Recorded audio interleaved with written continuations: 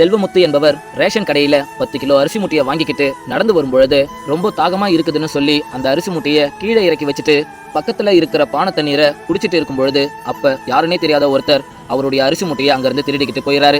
அரிசி மூட்டை காணாம போனதை பார்த்து அதிர்ச்சி அடைந்த செல்வமுத்து அந்த வழியா வந்தவர்கிட்ட, ஐயா, இங்க வச்சிருந்த என்னுடைய அரிசி மூட்டையை காணுங்க ஐயா, நீங்க ஏதாவது பார்த்தீங்களா அப்படின்னு கேக்குறாரு. அதுக்கு அவரும், ஏன்பா, இப்பதான் ஒருத்தன் ஒரு அரிசி மூட்டையை தூக்கிக்கிட்டு வேகமா ஓடி போறத பார்த்தேன் அப்படின்னு அவர் சொன்னதும் செல்வமுத்து கண் கலங்கி போய் சோகமா நின்னுட்டு இருக்காரு. அடுத்த தடவை செல்வமுத்து ரேஷன் கடையில அரிசி வாங்கலான்னு வரும்பொழுது அப்ப அவருக்கு பக்கத்துல இருந்தவர் சொல்றாரு, ஏன்பா, அன்னைக்கு உன்னுடைய அரிசி மூட்டையை திருடிக்கிட்டு போனால அவன் அங்க தண்ணி குடிச்சிட்டு இருக்கான் பாருப்பா, பக்கத்துல அவனுடைய அரிசி மூட்டையும் இருக்கு. பேசாம அன்னைக்கு அவன் உன்னுடைய அரிசி மூட்டையை திருடிக்கிட்டு போன மாதிரி நீ இன்னைக்கு அவனுடைய அரிசி மூட்டையை அவனுக்கு தெரியாம தூக்கிக்கிட்டு போயிடு அப்படின்னு சொல்றாரு. இதை கேட்ட அவரும் ரொம்ப கண் கலங்கி போய் நின்னு, கண்டிப்பா அவன் செஞ்ச தப்பு மாதிரி நான் கண்டிப்பா செய்ய மாட்டேன். அன்னைக்கு அவன் என்னுடைய அரிசி மூட்டையை திருடிக்கிட்டு போனதுனால 3 நாள் என்னுடைய பசங்க எப்படி பசியில துடிச்சிருக்குன்னு எனக்கு தான் தெரியும். அவனை பழி வாங்குறேன்னு சொல்லிட்டு அவனுடைய பசங்களை பட்டினி போட சொல்றீங்களா? என்னை பொறுத்த வரைக்கும் ஒருத்தவங்க நமக்கு வலிய தராங்கன்னா பதிலுக்கு நானும் அவங்களுக்கு வலிய தரணும்னு நினைக்க மாட்டேன்.